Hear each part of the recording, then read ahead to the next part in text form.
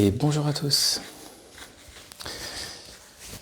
David Lynch est parti et c'est tout un monde qui part avec lui. C'est étrange comment une disparition peut parfois enclencher autant d'émotions. Pourtant, les personnes qui suivaient l'actualité de David Lynch ne pouvaient pas être surprises. Effectivement, David Lynch avait annoncé cet été, je crois, on avait appris qu'il avait un emphysème. En effet, donc un emphysème, je ne suis pas médecin, mais c'est une maladie grave, je crois respiratoire, au niveau des poumons. Une très grande fragilité, une maladie qui ne se guérit pas et qui a tendance à s'aggraver. La solution du coup qui avait été prescrite et décidée par David Lynch, c'était de rester chez lui, d'annoncer du coup qu'il ne fera plus de films comme avant, c'est-à-dire finalement en dehors de chez lui, mais que à part ça, son état de santé allait bien. À part ça, entre guillemets. Ce qui est terrible, ce qui est tragique, et en même temps, en regard de son œuvre assez spéciale, c'est que la manière dont il est parti est en lien en fait avec les incendies hallucinants qui se sont passés aux États-Unis et qui ont, si vous avez suivi, ravagé notamment des maisons riches, bourgeoises, de stars américaines. Dans le cas de David Lynch, il a dû effectivement lui aussi, il a vu lui aussi sa maison être ravagée. Et donc il a dû, entre guillemets, fuir et aller se réfugier chez sa fille. Alors, j'imagine qu'il s'agit de Jennifer Lynch, je crois bien qu'elle s'appelle comme ça. Si c'est elle, elle avait aussi fait un film. Elle est aussi réalisatrice, si c'est elle. Et apparemment, ce mouvement-là,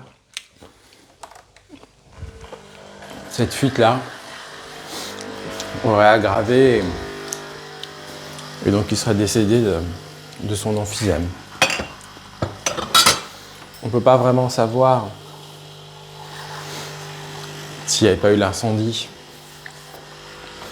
combien de temps, ça on ne peut pas savoir. J'ai pas les compétences. En tout cas, c'est ce qui s'est passé. Est-ce que il n'empêche que ça montre l'extrême fragilité. Après, est-ce que les odeurs aussi, on ne sait pas. Chacun peut, comme dans ces films, imaginer éventuellement d'autres scénarios. Il n'empêche qu'avec la disparition de David Lynch, c'est tout un monde qui disparaît.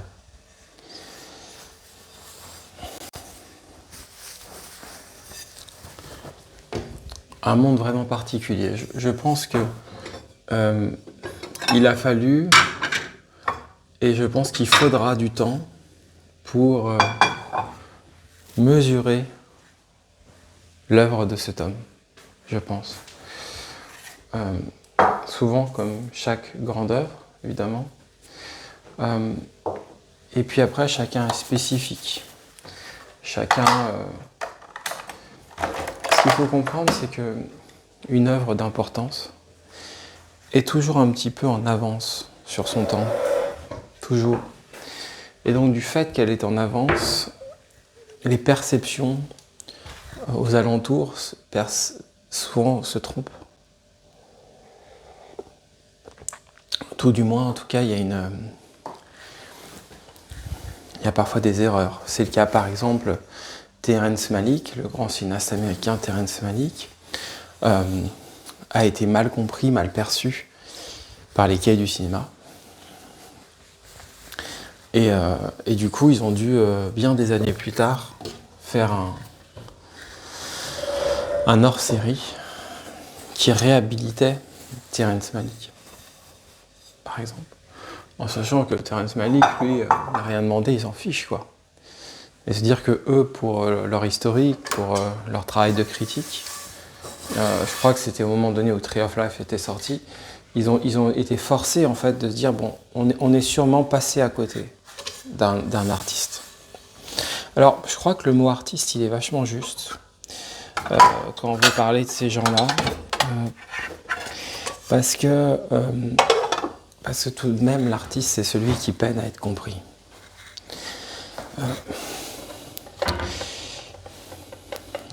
Les vrais artistes, donc, qui ont des visions, c'est quand même pas la foire de la compréhension. C'est plutôt l'inverse. C'est plutôt, mais qu'est-ce qu'ils nous disent, qu'est-ce qu'ils nous racontent, qu'est-ce qu'ils font là. C'est quand même plutôt quelque chose comme ça. Évidemment, dans le cas de Lynch, ça l'a pas. Alors, à la fois, c'est vrai, certes, comme disent certaines, il avait c'était tout un cinéaste, et certains critiquaient ça, un peu de la chapelle, se dire au fond, Lynch, on peut pas le critiquer, le film a à peine commencé qu'on crie déjà au chef-d'œuvre. C'est vrai qu'il y avait des fans, c'est vrai. Alors, moi je crois que je me range pas dans cette catégorie. C'est pas vraiment ce qui m'intéresse.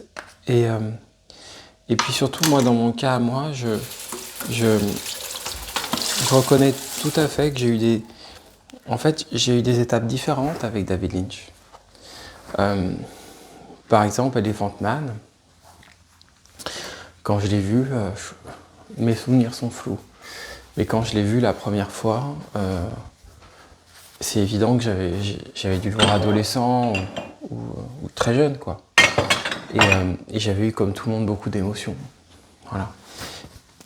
Mais quand je l'ai revu bien des années plus tard, récemment, toute cette partie extrêmement singulière, c'est-à-dire qu'il y a vraiment des strates de ce film en tout cas, je n'avais pas le souvenir que je m'en étais aperçu. Peut-être que je m'en étais aperçu, mais en tout cas, j'en ai pas le souvenir. Blue Velvet, par exemple, que j'ai vu récemment, je l'ai vu récemment au cinéma, ça fera peut-être pareil, c'est-à-dire Blue Velvet, quand je l'ai vu récemment au cinéma, j'ai aimé, mais j'ai pas non plus ressenti l'émotion de certaines personnes. L'émotion, quand je parle d'émotion, l'émotion immense. Ça ne m'étonnerait pas que je le revoie un autre jour, selon l'état. Je connais des personnes qui ont absolument pas aimé Twin Peaks saison 3. C'est possible qu'un jour ils le revoient et ils seront dans un autre état. Donc, ça dit quand même, ça dit quelque chose de comment on reçoit les œuvres. Et que les œuvres, au fond, n'ont pas... Au fond, peut-être que dans tout ça, la seule vérité, c'est qu'il faut se méfier un peu de soi-même, il faut se méfier un peu de l'œuvre. Et puis surtout, je dirais, il faut se méfier de l'avis définitif. Dire qu'on n'a pas aimé, ça c'est ok. Dire que le film est pas bon, c'est autre chose. Je crois que les cahiers du cinéma, ils ont dû se repentir parce que ils avaient dit que c'était mauvais. Et je crois que c'est tout à fait différent d'exercer un avis comme ça, définitif, et dire bon bah voilà, c'est pas un cinéaste ça. Ça c'est plus compliqué après pour se relever d'une parole. Pareil, je peux continuer. Quand j'ai vu Mulholland Drive à 18-19 ans, j'ai pas eu non plus l'émotion. Je l'ai vu une première fois. Je crois que je me rappelle plus trop. Je me rappelle j'étais un peu fatigué. J'avais pas eu une émotion si grande en fait. J'étais à l'inverse des films comme L'Avventura de Michelangelo Antonioni, qui sont, par exemple, qui est un film que j'ai moins envie de voir actuellement, m'a fait bouleverser. Donc, au fond, la réception, à l'inverse, par exemple, assez jeune, Inland Empire, alors, je sais plus quand je l'ai vu après, Mulholland Drive, m'avait plu. Lost Highway, par exemple, je le trouvais très très beau. Donc, voilà, c'est marrant, il y a vraiment... Et puis, à un moment donné, ou peut-être parce en tout cas, moi me concernant, on grandit et on voit un peu les choses différemment, on pense un peu les choses différemment. Là, le temps dont je parle, c'est aussi le temps où les choses vraiment se font. Et puis, à un moment donné, où il y a un peu de recul.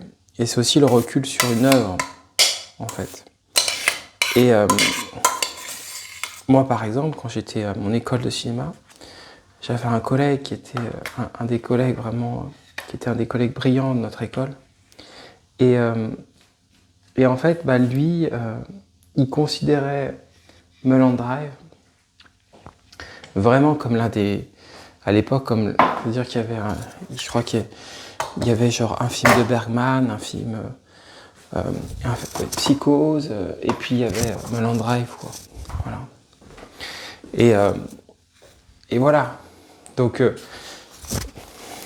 veux dire, déjà à l'époque, David Lynch, il était de toute façon extrêmement remarqué, mais en même temps, là, par exemple, quand j'ai vu récemment une rétrospective, j'ai vu ça avec ma mère, et quand on a vu dans plusieurs films, j'ai revu Mulholland Drive, j'ai vu Blue Velvet pour la première fois, parce que j'arrivais pas à le voir avant, ça faisait peur. Le film qui m'a paru de toute cette rétrospective, quand elle s'est finie sans avoir rien lu, hein, celui qui m'a paru le plus intéressant, celui qui m'a le plus plu, au fond, c'était Twin Peaks Fire Walk With Me. Ce qui est marrant, c'est que c'est le film le plus décrié. Et là, je me rends compte, c'est-à-dire que c'est très rare, moi j'ai rarement entendu des gens autour de moi, c'est rare. Twin Peaks, la série, mais le film, c'est rare d'entendre.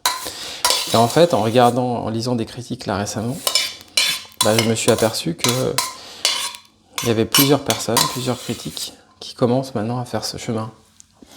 En disant, on est passé à côté du film, c'est son film le plus beau.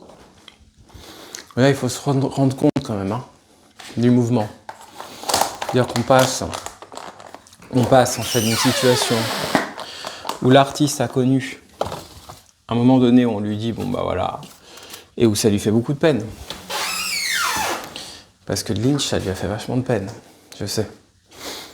Quand le film est sorti, tout ça. On passe de ça à une situation où c'est peut-être le plus beau. Sans compter que quand on dit que c'est peut-être le plus beau, c'est des gens qui ont la conscience de Lost Highway, qui ont la conscience.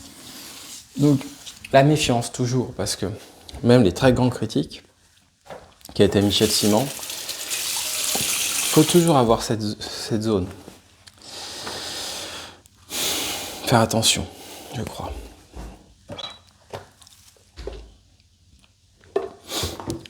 Il n'empêche qu'avec David Lynch, c'est tout un monde qui part. Et c'est étrange cette émotion parce que vous voyez, moi actuellement, dans ma situation personnelle, j'ai cette chaîne. J'ai été un enseignant, mais au fond, pour moi c'est très compliqué si vous voulez d'enseigner. Parce que, en fait, un peu comme un peintre, quand on enseigne, on ne se rend pas compte la sensation en fait que ça fait, surtout quand on a un caractère comme le mien, de devoir se lever le matin et de se dire ok, je vais devoir parler à des élèves. Et moi au fond, une fois que je le faisais, tout ça se passait bien, mais malgré tout cette sensation où on se dit ok, je vais devoir parler à des élèves, on est regardé, c'est très particulier. C'est-à-dire que quand vous êtes un ouvrier, quand vous êtes un écrivain, quand vous êtes dans la vente, un testeur, peu importe, vous n'avez pas cette sensation-là. Que votre parole, elle est attendue, que... Et en fait, il y a vraiment quelque chose dans ça qui se marie pas du tout avec mon caractère. Mais pas du tout, quoi. Et en même temps, le paradoxe, c'est que à chaque fois, si un jour, par hasard, vous me croisez à un événement littéraire, je sais quoi, et ça, c'est le cas depuis que je suis vraiment jeune, j'ai toujours été un des rares à parler. Et parfois à oser poser des questions, j'ai même envie de dire un peu costaud, quoi. Mais j'ai toujours osé parler. Voilà. Tout d'un coup, personne n'oserait poser une question à Étienne Klein parce qu'il est très intimidant, il est très ci, très ça. Et du coup, moi, j'ose poser. Et là, j'ai pas 39 ans, j'ai 26 ans, et j'ose poser ma question et Klein me répond pas très bien, pas si bien que ça. Et après, quand je serai dans la file d'attente, une autre file d'attente, il y aura une dame qui viendra voir, qui me dira « Ah, vous avez... Merci pour votre question. » Et ça, c'est la parole. C'est la parole, c'est parfois le courage de la parole. Et il faudrait pas confondre. Lever parole, c'est pas facile. Celui qui sait parfois parler, qui trouve les mots, c'est pas facile. Comme me disait la directrice de mémoire, c'est une parole parlante. Donc en fait, c'est une parole qu'on a en soi, on ne sait pas très bien quoi faire de ça. Et on sent que la meilleure chose à faire de cette parole, c'est de l'adresser. Mais moi, j'ai parfois adressé des paroles avec un battement de cœur à 140. Et il faut se rendre compte que ça ne doit pas être si facile de parler, parce que franchement, sinon, il y aurait quand même beaucoup plus de personnes qui poseraient de questions. Alors on peut penser que les gens n'ont pas grand-chose à dire. Moi, j'ai plutôt en tout cas envie de penser que c'est surtout difficile de parler. Voilà. Surtout que d'ailleurs, souvent, si vous allez à des événements littéraires ou quoi, les personnes aiment parler après. On se rend compte juste après qu'ils ont beaucoup de choses à dire. Mais ils n'ont pas osé forcément le dire au moment. Et quand arrive justement dans un cas comme celui de Lynch, un décès, voilà, c'est délicat parce que c'est, encore une fois, c'est quand même tout un monde qui part avec Lynch. Les œuvres restent, ça paraît absurde de dire ça, mais et tellement entendu des milliers de fois, les œuvres restent, c'est vrai. Et en même temps, c'est aussi tout un monde.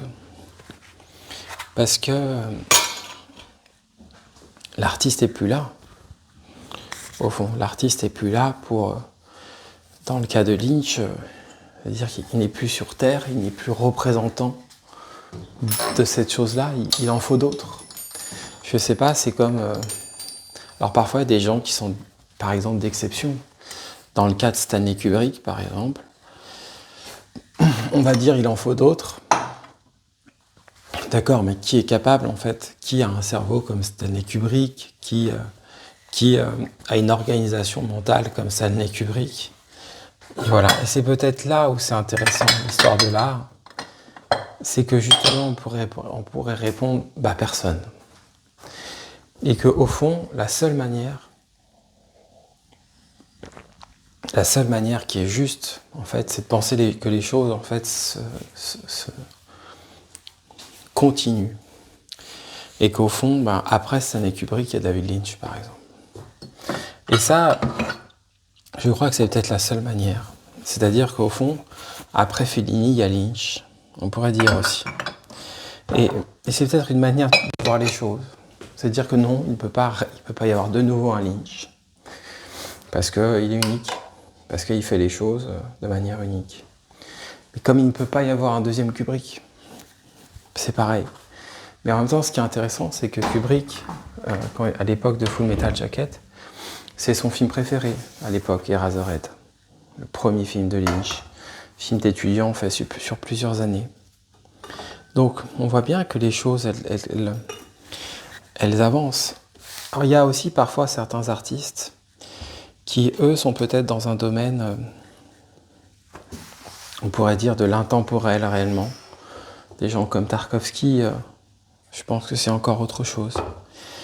Mais c'est pas le sujet aujourd'hui. Mais en tout cas, dans le cas dans le cas de Lynch, c'est aussi un certain type de cinéma qui a parlé au monde à un certain moment, au fond. C'est-à-dire que l'émotion qu'il y a eu, moi je ne l'ai pas vécu, je l'ai regardé après, donc l'émotion qu'il y a eu de Twin Peaks, de la diffusion des épisodes de Twin Peaks, j'imagine, je ne sais plus quelle était l'époque, mais que c'était aussi une époque particulière des forums, une époque particulière de comment les gens interagissaient dans des forums. C'était pas du tout l'époque ultra connectée d'aujourd'hui. Donc c'était déjà un autre temps. De la même manière que un des films que aimait beaucoup David Lynch, qui est Fenêtre sur cour, le temps de Fenêtre sur cour de Hitchcock était déjà un autre temps que celui que Lynch connaissait. Donc on voit bien que voilà, qu'il y a tout un aspect comme ça, j'ai envie de dire tout un aspect quand même d'époque, qui fait que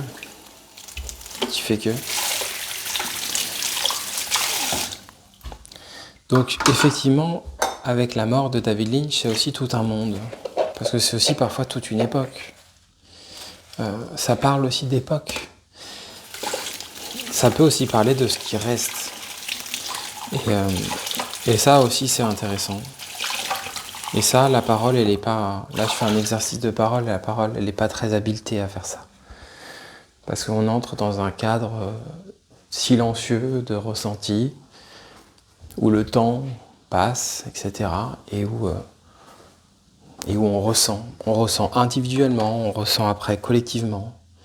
Donc on va ressentir, voilà, au décès d'un poète, on va ressentir personnellement ce que ça nous fait. On va voir si on réouvre les livres, on va voir, puis petit à petit, il y a quelque chose, une présence qui se passe. Dans le cas de Lynch, c'est évident que cette question va se poser aussi. Comment les choses vont résonner.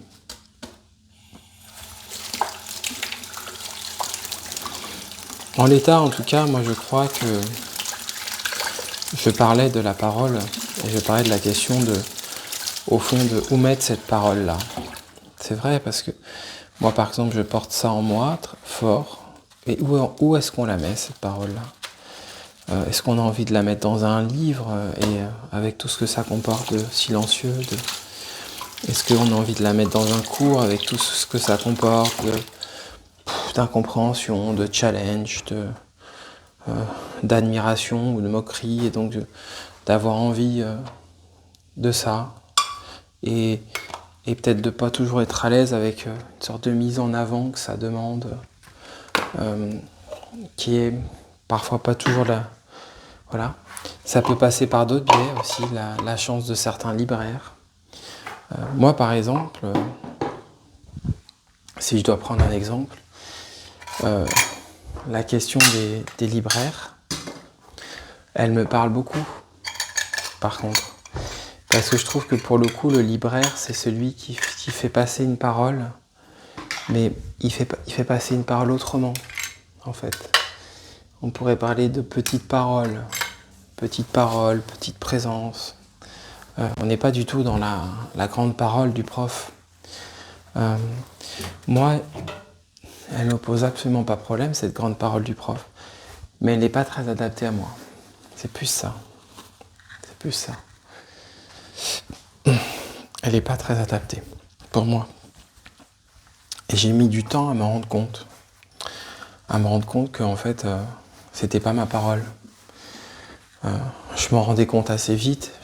Je verbalisais, mais voilà, il suffit qu'autour de soi, on a des proches qui nous disent « Mais allez, c'est super pour toi. » Voilà. Et alors qu'en fait, non, c'est pas tellement super, en fait. C'est pas tellement adéquat. Voilà. Et donc il y a aussi ça aussi. Où mettre cette parole? Alors après, c'est pareil, vous êtes un libraire, par exemple. Imaginons que vous êtes un libraire. Vous êtes un libraire, oui, vous pouvez mettre en avant David Lynch en mettant en avant un de ses livres. Voilà. Mais si vous avez la capacité, si on vous laisse cette capacité de le faire, parce que si vous êtes un libraire et que et que vous pouvez pas faire ça parce que vous n'avez pas le droit de trop bouger les livres, ou bon bah là c'est autre chose quoi. Donc on en revient toujours finalement à où mettre cette parole quoi. Il n'empêche en tout cas que comme ça là on va dire dans l'imaginaire un peu là, ce qui me parlerait le plus, ça serait ça en tout cas. C'est-à-dire la position du libraire qui met en avant et c'est cette mise en avant un petit peu silencieuse peut amener à un acte de parole. Il faut se rendre compte que moi, par exemple, quand je fais ces vidéos, je suis de plus en plus motivé par l'idée de me dire, bah, peut-être que dans le lot, il y a une personne qui va faire un commentaire. Et donc du coup, oui, j'ai fait cet exercice de parole qui n'est pas toujours, c'est pas toujours la folie, la grande joie pour moi. Mais en même temps, il y a ce plaisir de me dire, bah oui, mais ça va mener à autre chose, ça va mener à une parole d'autre. Ça va ouvrir, ça va... Donc, c'est aussi pour ces raisons-là que parfois, ces temps-ci, voilà, pour ceux qui ne le savent pas, je vous dis, bah voilà, vous pouvez essayer de soutenir un peu la chaîne, tout ça, parce que, au fond, c'est aussi ça qui va donner, au fond, je crois, du sens, du mouvement. Et au final, c'est important, quoi. C'est important. Alors vous, je sais pas, puisque j'aime bien souvent dans les vidéos, tout d'abord, si vous écoutez cette vidéo, dites-le plutôt, vous pouvez le dire dans le chat en première, si je le mets en première, vous pouvez le dire après en commentaire. Déjà, est-ce que vous connaissez David Lynch? Voilà. Est-ce que vous aimez David Lynch? Dans quelle mesure il a joué un rôle pour vous? Écoutez, moi, ce que je peux dire pour moi, c'est que finalement, il y a deux types de rôles. C'est qu'à la fois, il a joué un rôle sûrement dans mon imaginaire, parce que voilà, j'ai quand même vu, avant 25 ans, j'avais vu Inland Empire. Et donc, forcément, il rentrait, je pense, dans un cadre. Mais, à dire vrai, si je dois parler simplement, sans trop complexifier, le rôle que je pourrais absolument pas lui enlever dans ma vie à moi, c'est le dernier été, c'est l'été de mes 38 ans, où j'allais vers donc mes 39 ans, mon âge actuel. Et là, oui, parce que, en fait, j'ai commencé à lire un livre de lui, une sorte de biographie, et effectivement, d'ailleurs dont j'ai pas forcément envie de dire le nom, vous voyez, comme si il y avait l'idée de, dans un chemin personnel, on a envie aussi de, voilà, chacun fait ses chemins. Mais ce dont j'ai plutôt envie de vous communiquer, c'est que là, à ce moment donné-là, oui, il y a eu une rencontre pour moi, parce que ça correspondait à un moment où, au fond, comment dire ça? J'aimerais essayer de bien le dire. David Lynch est un artiste qui a assumé de l'être. Mais en même temps, c'est facile de dire ça parce qu'en fait, il raconte justement à quel point il a eu aussi il a vraiment eu des bonnes étoiles, il a vraiment eu... Alors, c'est pour ça que sur ça, j'aimerais essayer d'en parler vraiment... d'essayer d'en parler bien. Je pense que dans le trajet dans lequel je suis aujourd'hui,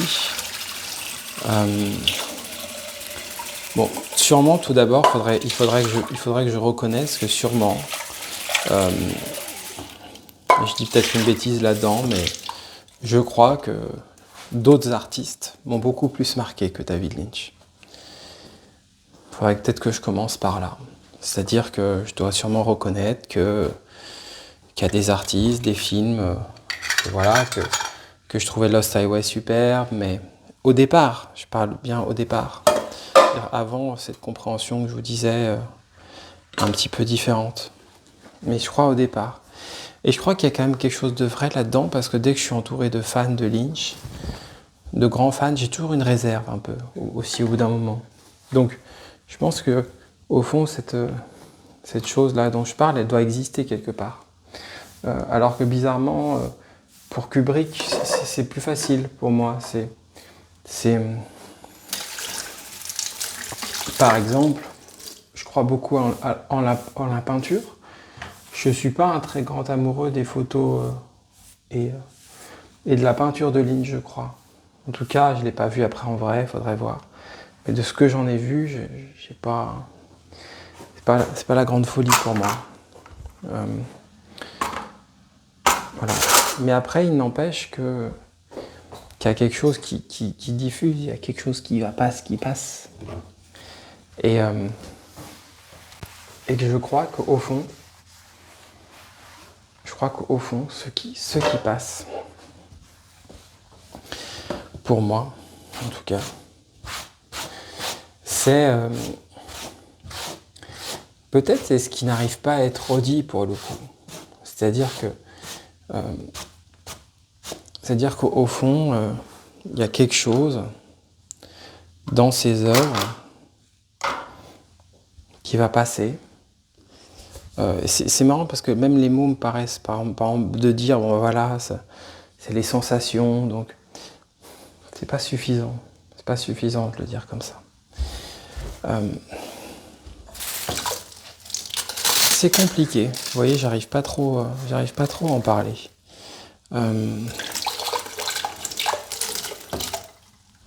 C'est compliqué, ouais. C'est compliqué d'en parler, je crois.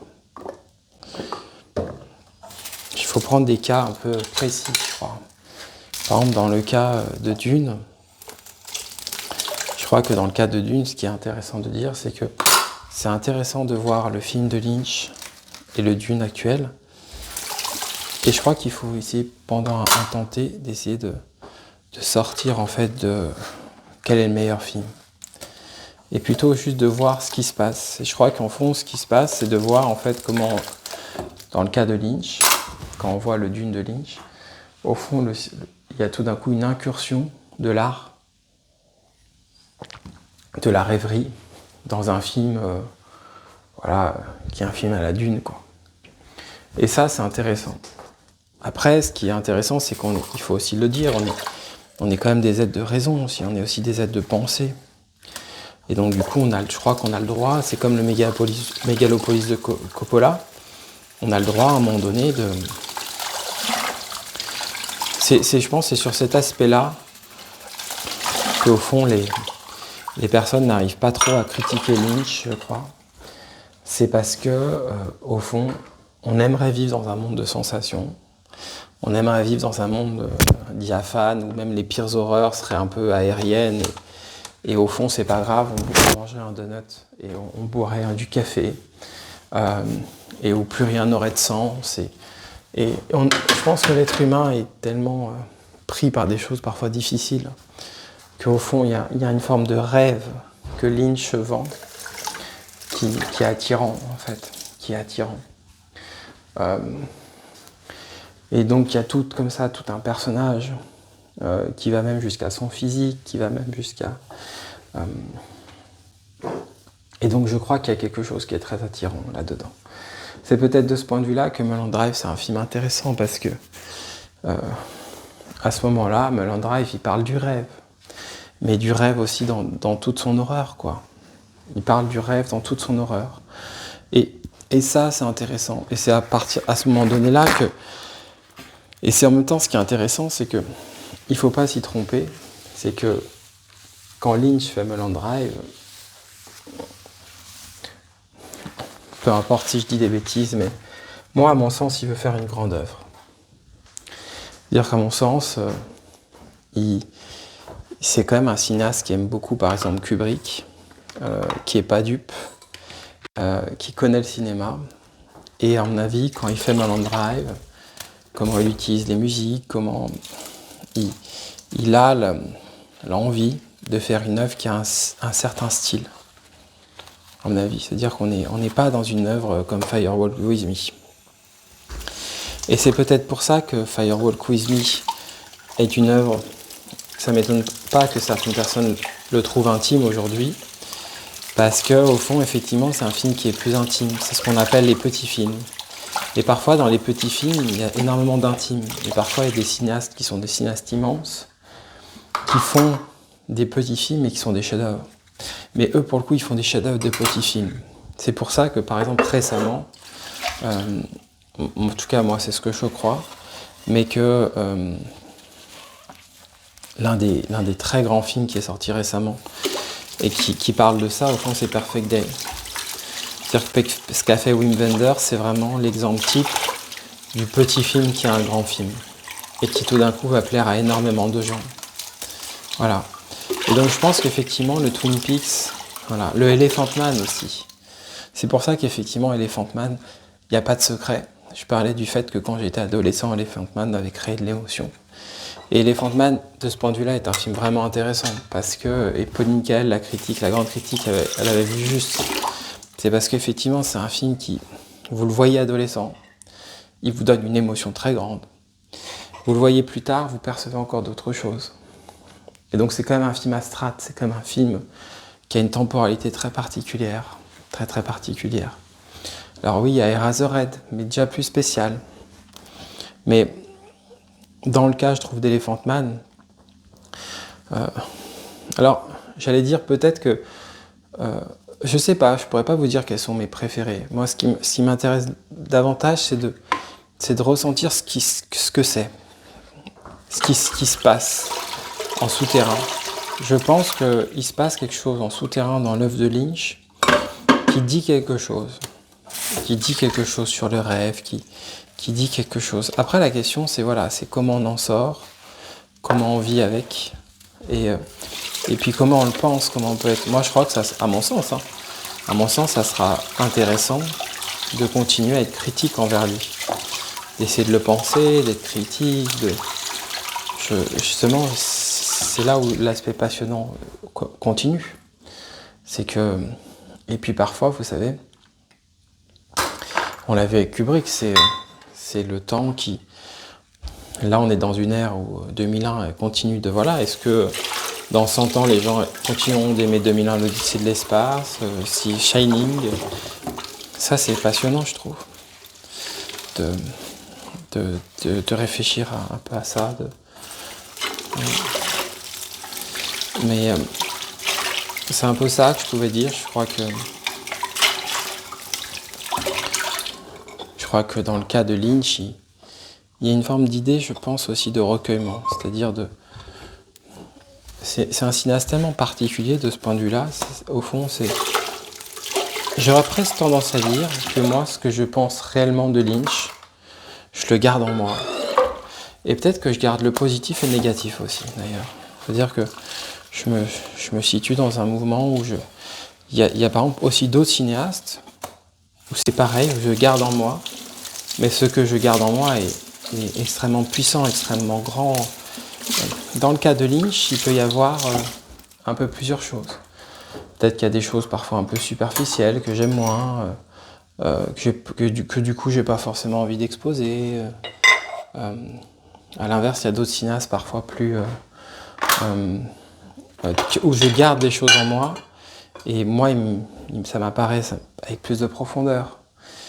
Mais je crois que c'est ça qui est peut-être intéressant dans son cinéma, c'est la capacité qu'a son cinéma à nous ramener vers cette intériorité, à nous ramener quand même vers ça. C'était quand même quelqu'un qui parlait de la méditation, donc voilà, il était quand même là-dedans, quoi. C'était quand même quelqu'un qui ramenait les choses vers ça. Donc voilà. Encore une fois, toute la question, c'est cette parole que je vous ai exposée. Où est-ce qu'elle pourrait exister? Voilà, je sais pas. C'est peut-être ça aussi la question de la création. Peut-être que ce que je fais par exemple sur cette chaîne, c'est une forme de création parce que peut-être que ça peut exister nulle part ailleurs.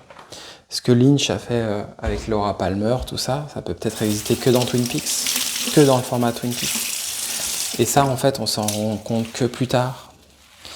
Et c'est peut-être ça l'aspect particulier, en fait, de Lynch qui m'a parlé cet été.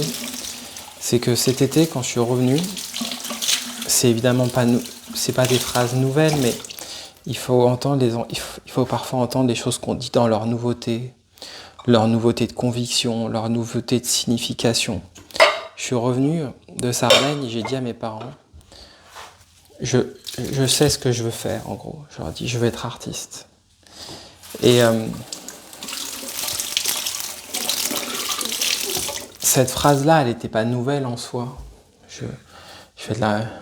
Enfant, adolescent, je fais de la peinture. Mais ce qui était nouveau, c'était dans le fait de le dire, c'est quelque part, alors ça je le relis pas forcément en revanche à Lynch, mais quand je crée ma page Tipeee, il y a quelque chose qui assume, en fait. Et ce que j'ai lu, tout ça, cet été, il y avait quelque chose qui tendait vers assumer. Et je crois que ça, là, il y a quelque chose d'un apport de Lynch pour moi, que j'ai perçu comme un apport de Lynch, parce que il y a plein de moments différents dans la vie. Il y a des moments donnés où on fait sa création, on est dans son coin, et puis il y a un moment donné où on ose aussi le donner au monde. On ose le partager au monde. Comme il dit récemment, j'avais entendu, il disait voilà, il faut faire du mieux qu'on peut, et après on le donne au monde. On lance ça au monde, quoi. Et je pense que voilà, il y a des moments donnés dans la vie où on fait des choses vraiment extrêmement personnelles, où on a besoin de personne en fait pour faire de l'art. Et moi j'ai connu plein de moments comme ça dans ma vie. Mais après il y a aussi un moment donné où il s'agit d'assumer un peu, de savoir, c'est-à-dire qu'on est dans des réunions de travail, dans diverses réunions ou quoi. Puis tout d'un coup on sent en soi, en fait limite moi je pouvais avoir une sorte de souffrance quoi, et qui parfois grandit. Et donc du coup on est entouré de personnes qui ne comprennent pas toujours, qui comprennent pas ce qu'on est, qui sont parfois même à des années-lumière de pouvoir comprendre. Et ou peut-être qu'on croit ça, mais il n'empêche que les expériences qu'on vit font que voilà, c'est pas si simple. C'est loin d'être simple. C'est-à-dire que oui, on peut demander verbaliser, mais au fond, si on est compris, c'est parce qu'on aura fait ce travail de verbalisation. C'est-à-dire qu'il y a plusieurs trucs dans la compréhension. Il y a le truc où vous n'avez pas à faire grand-chose, on vous comprend. Puis il y a le truc où on vous comprend parce que vous avez verbalisé. Mais au fond, on vous a compris parce que vous avez vous-même fait l'effort. On ne vous a pas compris de base.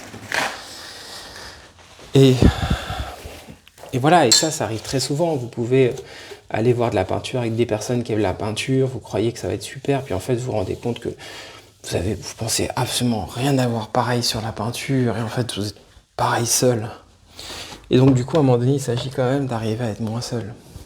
Il s'agit quand même à un moment donné d'arriver à... Ouais c'est ça, de se sentir moins seul. Et sur culture, à un moment donné, j'ai justement dit que voilà, que David Lynch, j'ai dit hommage à David Lynch, repose en paix, my friend. Et avec quelque chose justement de l'ami, parce que je pense qu'à sa façon, il m'a permis de me sentir moins seul. En fait, cet été, par la lecture, et c'est là où c'est drôle, c'est évidemment c'est par la lecture, par des petits bouts, par sa chaîne YouTube, par des petites choses. En fait, des petites choses, finalement pas que le film vu comme... C'est pour ça que j'ai aimé Firewalk With Me, parce que justement le film se met dans cette engouffrure, dans cette faille. C'est pas genre le grand film. Et c'est peut-être parce qu'il se met dans cette faille que c'est un grand film d'ailleurs. Vous voyez, ça on pourrait aussi penser des choses comme ça. Et j'aimerais revoir Inland Empire, évidemment. Mais c'est parce que ça se passe dans cet espace-là que c'est important. Et je crois que, au fond, dans le cas de Lynch, c'est parce que ça se passe dans cet espace-là que c'est important. C'est là où il y a quelque chose qui est particulier chez lui. Et de ce point de vue-là, comme il dit, effectivement, il avait cette phrase, il disait en fait, on ne peut pas parler des œuvres d'art à moins d'être poète. Et, ou autre chose, mais en tout cas, il disait déjà poète. Et c'est vrai parce que, en fait, c'est extrêmement difficile d'en parler. Et, mais c'est parce que c'est pas, ça parle pas de ça. C'est pas un film, c'est ça. C'est, vous voyez, c'est pas, c'est plus compliqué que ça, quoi. C'est pas un film, c'est ça, quoi. Donc il y a vraiment cette, je crois qu'il y a vraiment cette notion-là, qui est vraiment à prendre en compte, quoi. Alors là, vous voyez, quand je vous parle comme ça, quand j'essaie de vous parler comme ça, c'est vrai que de ce point de vue-là, ça me fait penser à ça, cette manière dont je vous parle comme ça. Au collège, c'est impossible. Quand on a un enseignant, on ne peut pas parler comme ça. C'est pas possible. Après, moi, j'ai jamais enseigné au lycée. Mais c'est pareil, c'est le problème, c'est que quand on enseigne après dans l'éducation nationale, en fait, c'est ça qui est compliqué, c'est que il y a tellement, en fait, de règles, de strates, que en fait, ça vient. C'est un peu comme si vous faisiez en fait un tournage. Vous êtes un cinéaste, vous faites un tournage, et on va vous dire, ok, vous faites un tournage, et en fait, il va y avoir telle règle, tac, tac, tac, tac, tac. Et en fait, à la fin, ça va casser tout votre plaisir, quoi.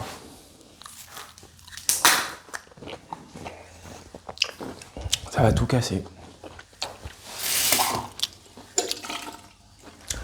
Il y a un truc comme ça que j'éprouve, qui rend le truc compliqué pour moi. Parce qu'en fait, il ne s'agit pas uniquement d'aller donner un cours, quoi. Alors j'espère que ça va capter. Yes. Et il ne s'agit pas uniquement d'aller donner un cours. Il y a tout un périmètre en fait parallèle à tout ça. Et ce périmètre parallèle à tout ça, il est vachement compliqué. Alors vous me direz, je pense qu'il est présent dans tout. Hein. David Lynch, justement, expliquait. Alors tout d'abord, c'est aussi pour cette raison, je vous le redis, là, au sein de cette vidéo, que voilà, que si vraiment vous souhaitez soutenir ce projet, faites-le.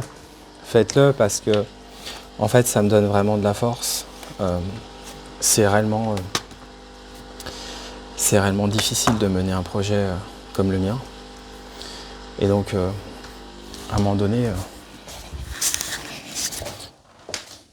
si vous voulez soutenir un projet comme le mien, faites-le. Voilà. Parce que c'est ça qui permet de continuer à faire vivre le projet, quoi, tout simplement.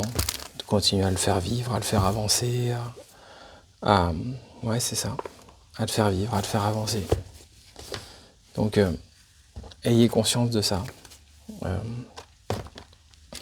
Que, à un moment donné, si vous avez 10 € et vous dites, voilà, je vais soutenir, ouais, en faisant ça, vous avez un impact réel, c'est clair. C'est clair et net. En fait, vous soutenez de l'art, vous soutenez de la création en faisant ça. Et je pense qu'il faut en avoir conscience. Je pense que ce projet-là, Culture, il a une valeur artistique qui est existante, qui est réelle en fait. Et c'est un peu ce que je disais sur Lynch, c'est-à-dire que je pense que au fond, soit il y a la manière en fait de percevoir les choses comme elles sont. Si on les perçoit comme elles sont, je pense qu'on est fichu. C'est-à-dire que si c'est juste, bon alors, Mulholland Drive c'est quoi? Ah ouais, c'est ça, c'est juste ça. Bon allez, on passe. Quand on fait comme ça, on passe à côté de tout. C'est une évidence. J'espère que ça va pas couper. Alors attendez, je vais peut-être... je vais voir. Alors attendez, je vais peut-être essayer de décaler. Hop. Ouais. Je vais essayer de décaler pour finir la vidéo.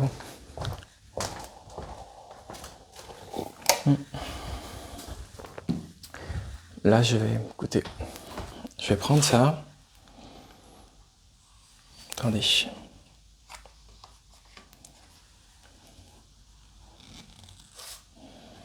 Voilà.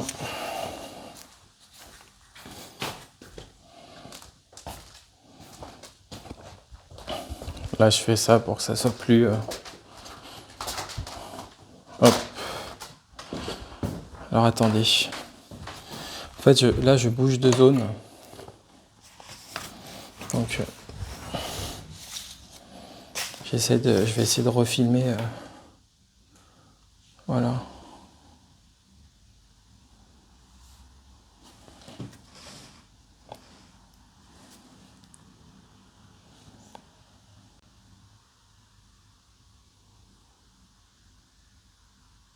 Ouais, voilà.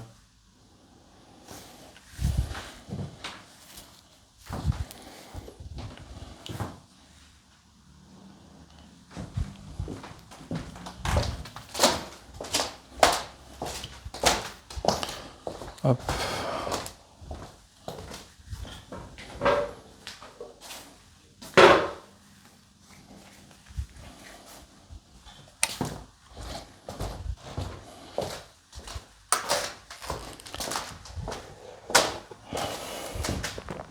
Moi, par exemple, je vous disais, là, quand je fais une vidéo comme aujourd'hui, mais vous imaginez pas comment ça me fait du bien. En fait, à ce moment donné-là, je me lève le matin. En fait, ça me crée en fait vraiment des interstices, mais qui sont extraordinaires. Extraordinaires. Et qui sont d'ailleurs au fond des interstices dont j'ai besoin. Parce que franchement...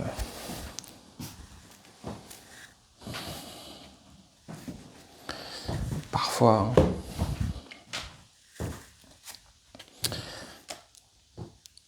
Et je crois que c'est de ça dont parle le cinéma aussi de Lynch.